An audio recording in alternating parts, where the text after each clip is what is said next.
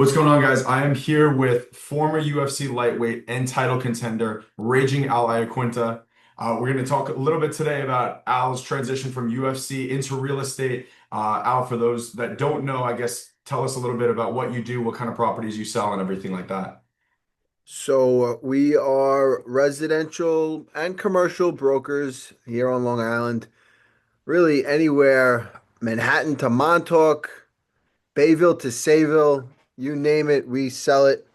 We've got a great team here from all over the island, about 20 agents here based in Wantagh, but rapidly expanding. And we love to help people sell houses and we love getting great testimonials and reviews afterwards. So that's what we shoot for every single time. Awesome, man. Love it. Yeah. So Al, as he said, is licensed in New York. So if anyone is looking to buy, sell, invest in real estate, Al's your guy. Being in two big industries, one being UFC, one being real estate, how is the balance from UFC into real estate? Or like, do you still interact with the UFC or do anything, or how does that kind of work?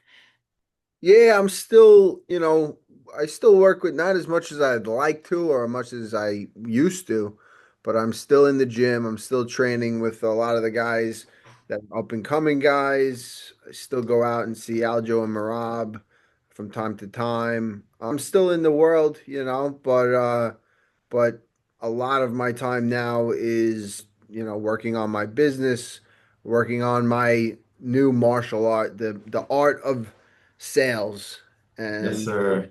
very similar in a lot of ways, and it's also very different in a lot of ways. In some ways, I've been able to get to real estate a lot quicker Mhm.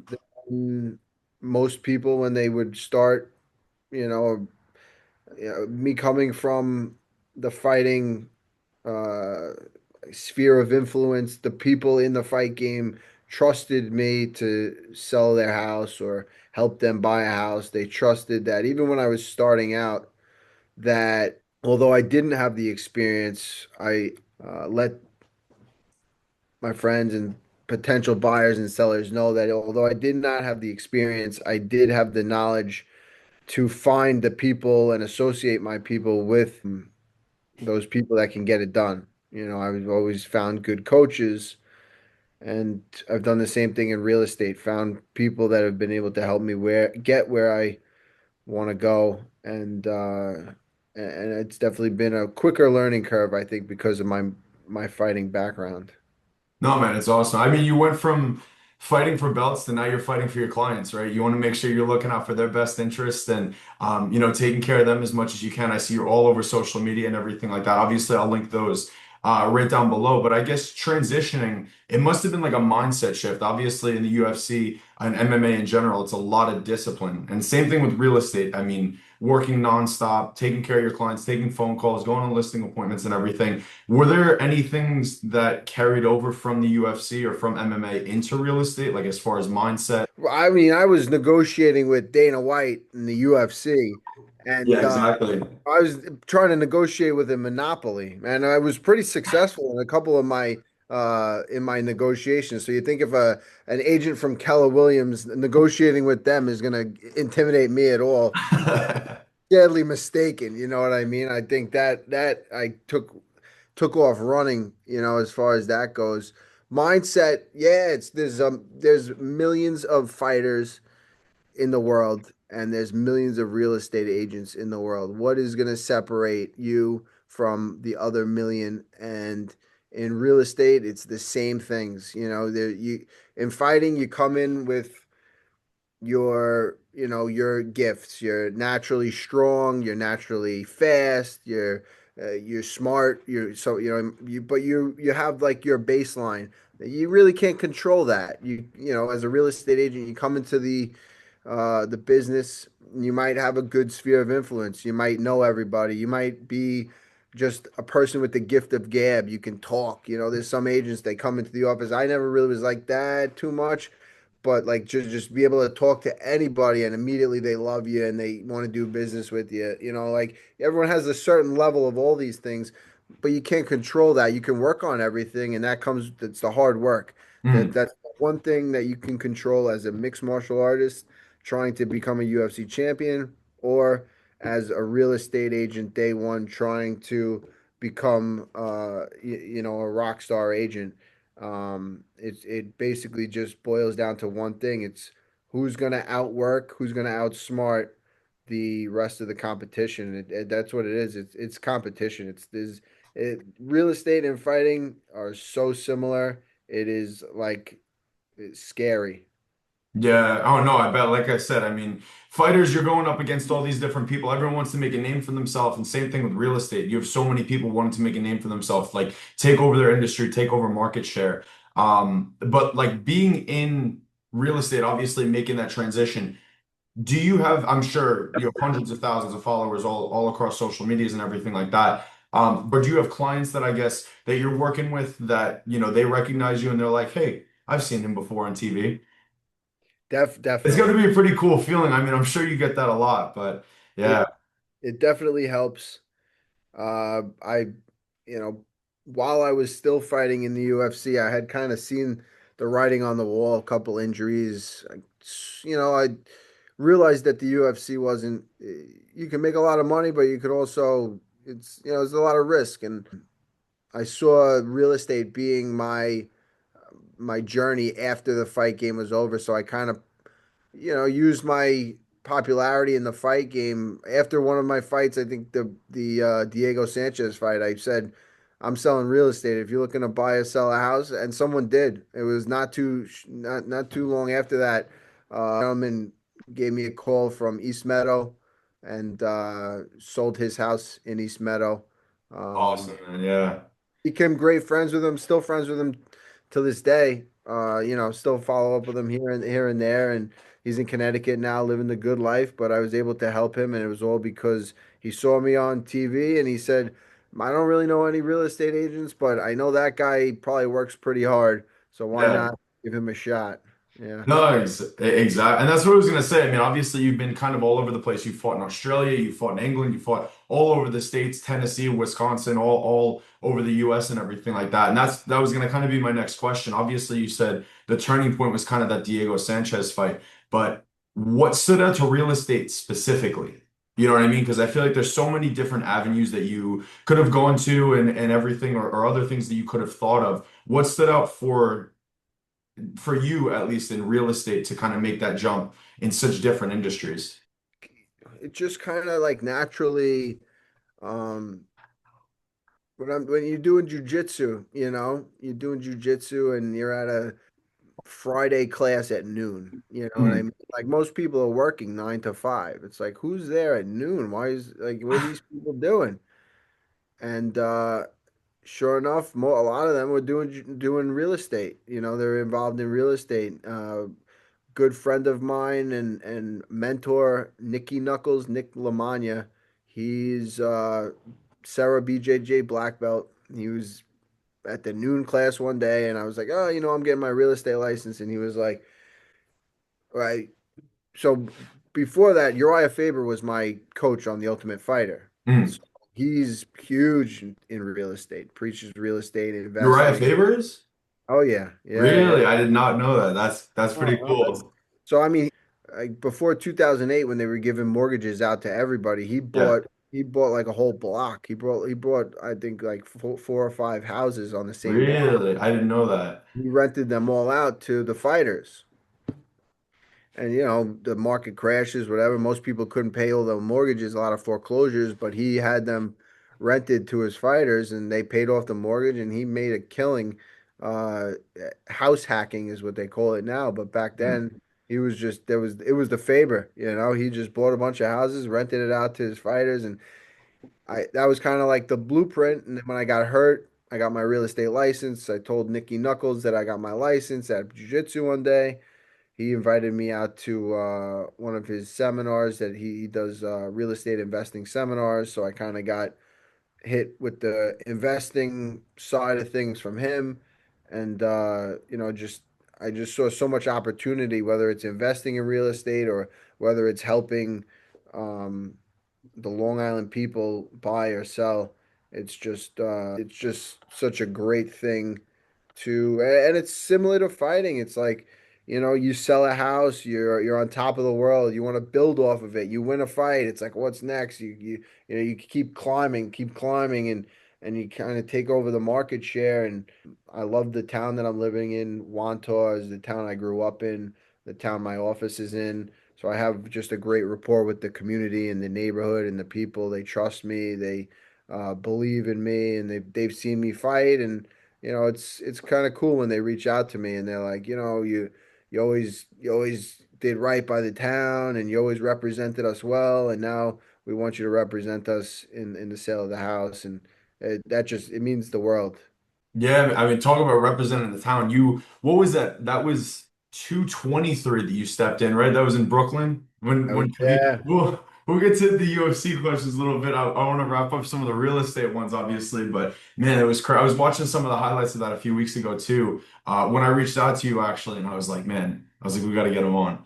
But no, man. So obviously, like when you walk in a room, especially being on Long Island, where everyone knows everyone. What do you usually tell people? Like if they ask you, if some random person comes up to you on the street and they ask, what do you do for a living? Do you say like former UFC fighter, or do you say like I'm in real estate now, or like how does that conversation usually go? Yeah, I don't know. It's a good question. And I don't know if anyone's ever just asked me like straight up, what do you do? If they do, it's I'm a real estate broker, the founder of Iaquinta Real Estate here in Wantagh, And then the fighting thing always kind of comes up somehow. They look at my ears, there's something, they go, "Oh, you're right." The You know, cauliflower, always a telltale sign. gives it away sometimes, But Yeah, man, absolutely. yeah, yeah. No, it usually just kind of organically comes up in the conversation somehow. You know what I mean? And if it doesn't, it doesn't. I kind of, also think it's funny too. If like we could be like 6 months into knowing each other, and then they find out that I was a UFC fighter, and they'll They see your real estate page and they're like, who's this guy in the octagon?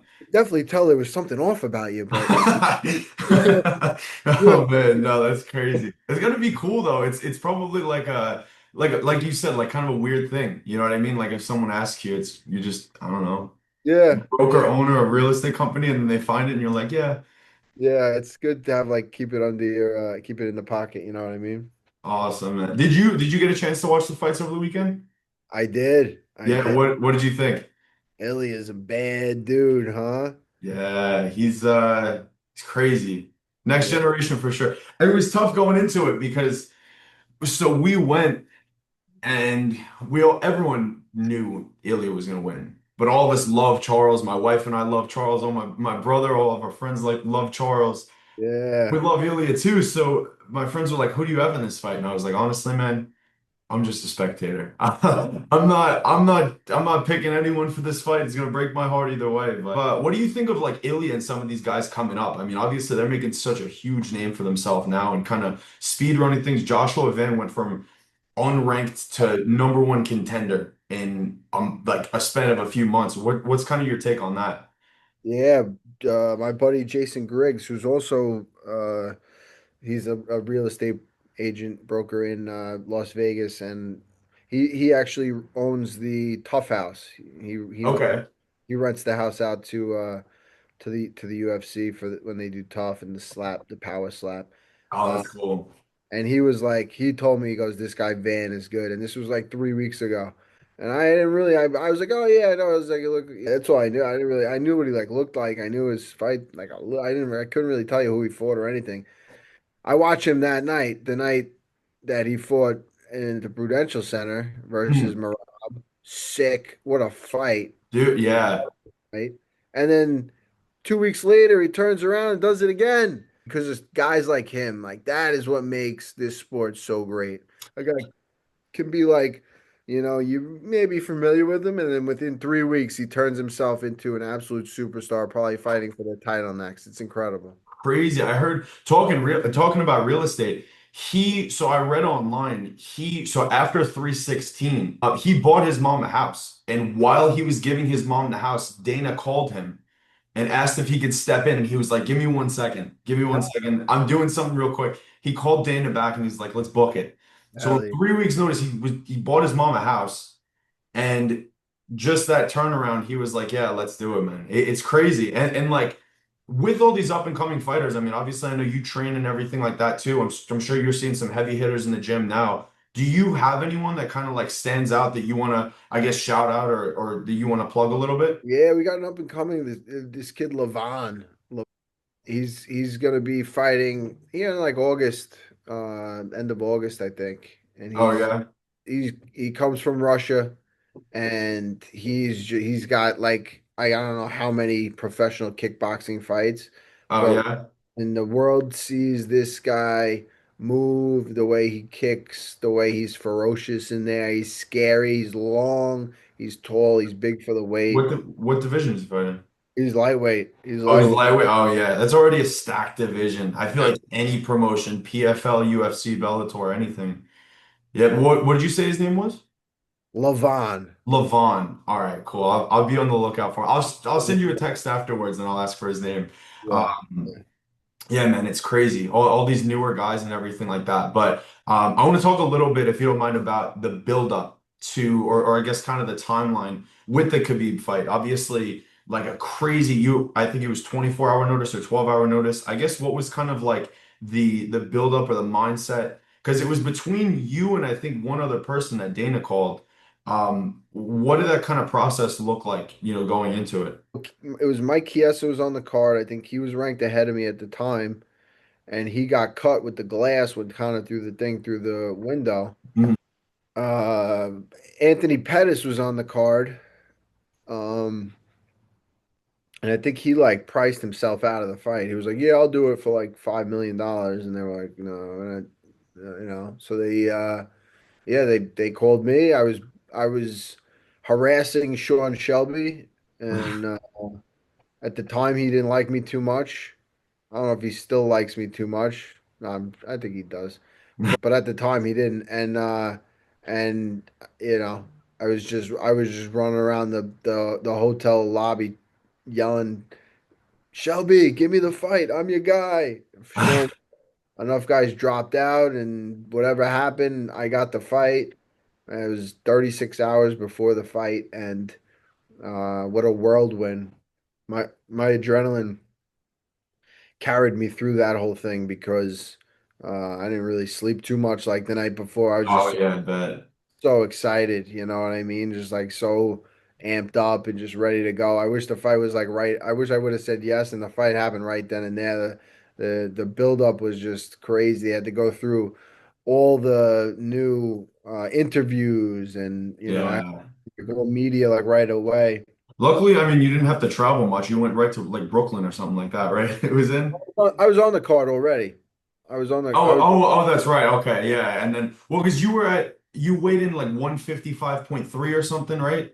yeah. There was like a weird scenario with that, right? With like your shorts. I had to bring my underwear down, and they weighed the underwear, and the underwear weighed point two, and I was only over by point two, so it should have been a title fight, but then the athletic commission said they wouldn't do it, but then the UFC said they would, and it was all crazy. Yeah. It's got to be like a roller coaster. I mean, and people say online, I was talking to one of my friends about this. This was like years ago that you gave Khabib like probably one of the best fights that um, one of the best fighters that he's faced. You know what I mean? Obviously, he's been in some tough fights. You've been in some tough fights, but Khabib being, obviously Hall of Fame caliber, one of the greatest of all time, for you to give him such a crazy fight on less than a week's notice, it's got to be a cool feeling. I mean, obviously, roller coaster of emotions, but yeah. Yeah. Yeah. Crazy, man. Crazy weekend in my life, that's for sure. Yeah, man. I mean, that's what we call dad lore, right? Something that you tell your kids someday and everything. But yeah, man, I guess what advice do you have for some of these like up and coming, whether it be fighters, people that are already fighting, looking to get into real estate, or what's some advice, I guess, that you have for some of these people? I mean, I don't know if I have anything earth-shattering, but it's definitely, I think it's holding yourself to a certain standard, showing up on time is Mhm. something that's the most simple thing you can do that I think can get you so far. Like showing up on time, carrying yourself well, uh, introducing yourself, shake somebody's hand, you look them in the eye, and you be a real person, you know?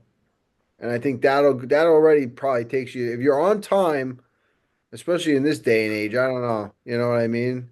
Like if you're on time and you present yourself well and you're squared away, you do like the basics, like that already puts you in the top 50%. Like you can cut out 50% right off the bat without even now you got to work harder. You wake up earlier. You got to have the edge. You got to be crazy. You got to be out of your mind. To be number one, you have to be crazy because you have to do things that other people are going to think are crazy. You have to wake up earlier. You have to stay later. You have to think smarter. You have to spend more money on advertising, on marketing. You got to risk it.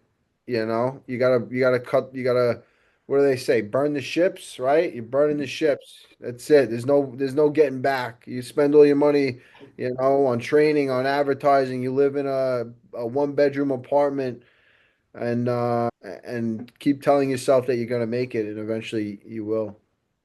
Yeah, man, absolutely. I mean, it's a great way to look because I feel like so many people, whether it be, and I made a video the other day about it, but I feel like everyone's so optimistic at first until they have to do the work. You know what I mean? Everything's always a great picture until you have to wake up early, until you have to cold call for 3, 4 hours a day, until you have to get up for training at 5 and then go to your accounting job at 8 or whatever it is. So I feel like everyone glorifies it but they want to stray away from the work. And I feel like you said, just showing up, it's 50% of it.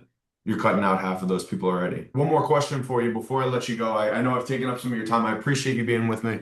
But when you did make that big shift, was it kind of just like a snap, that's it, we're good? Or did it take a little bit of a transition to jump from one realm to another? Because I can imagine, like, obviously, doing all the things you're doing, all the places you've been, all the people you're meeting, and everything.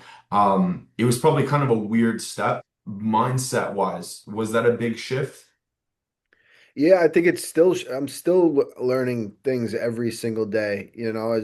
As a fighter, I still learn I'm still learning as a fighter, and I'm still learning as a broker. I think, I've learned most recently a big lesson that I learned. I've joined with Ricky Caruth in his mastermind training, and Mm. uh, and one thing that he said was.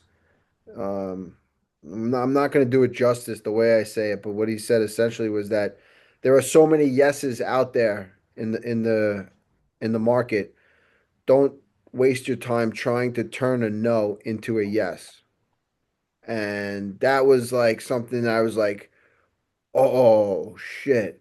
I Mm. wasted so much time over the last 10 years calling for sale by owners, and the for sale by owner is like, I don't know, I don't want to, I'm not listing with an agent. And I'm like, why not? And they're like, I'm not doing it. And I'm like, why not? And I try to turn that no into a yes rather than just going to the for sale by owner that's like, yes, I'm now ready to list with an agent. There are easy, like I did get a for sale by owner, and the way I got it was like it was the easiest. I called the guy, it was like a roll of the dice, spin of the roulette wheel. It just landed on the guy. It made enough phone calls that he wanted to list his house with an agent. I went down there, I listed his house. It was beautiful. It was easy.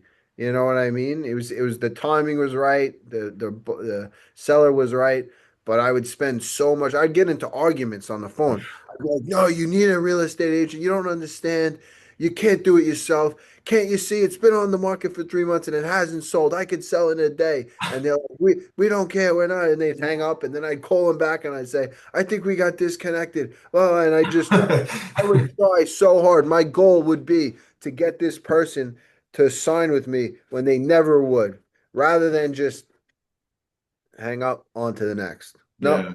on to the next. So that was like the biggest thing for that I've recently, like, I thought that like you could if you're the best agent, you could turn a no into a yes.